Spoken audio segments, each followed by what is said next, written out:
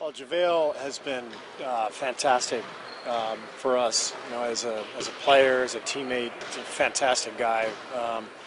He's funny. He's fun to be around. He does his job. He's a total pro.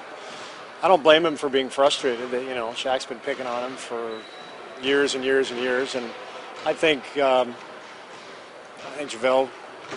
rightfully so, probably gets frustrated.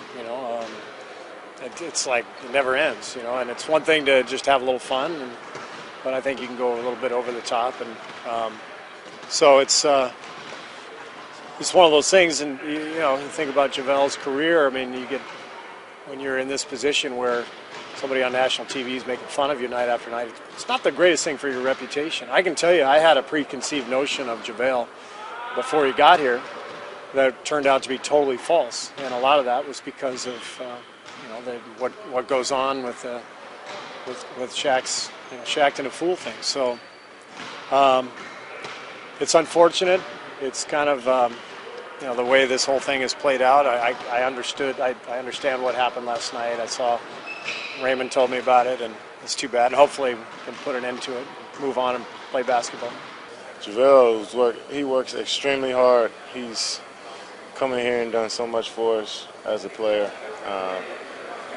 He only wants to be respected just like anybody else, and I understand that Shaq works for a company that wants him to do that type of stuff and make fun of players, and it's cool and funny. But when you just keep doing it time and time and time again for no reason, and then a guy actually disagrees with you and you threaten him, I ain't no cops that can threaten civilians like that.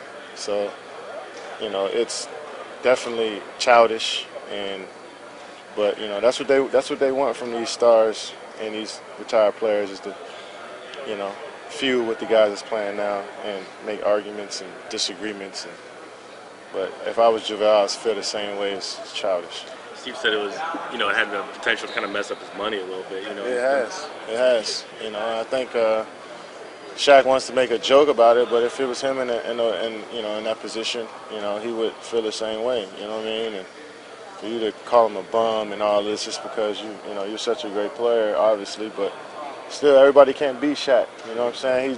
He's trying to make his money and enjoy the game of basketball. And this perception of him now is that he's a dumb player, or because he makes mistakes out on the court. Shaq was a shitty free throw shooter. He missed dunks. He airballed free throws. He can't shoot. He couldn't shoot outside the paint. He's bigger than everybody. He didn't have any skill, but he was bigger and stronger than everybody. And he's still a great player, but you had your flaws too as a player, and you played on 5 or 6 teams too. So it's not like you just this perfect, center. You had your flaws too. So, like I said, I ain't no cops can go on TV and go on Twitter and threaten civilians like that. I'm glad JaVale challenged me. Did you know JaVale before this hit?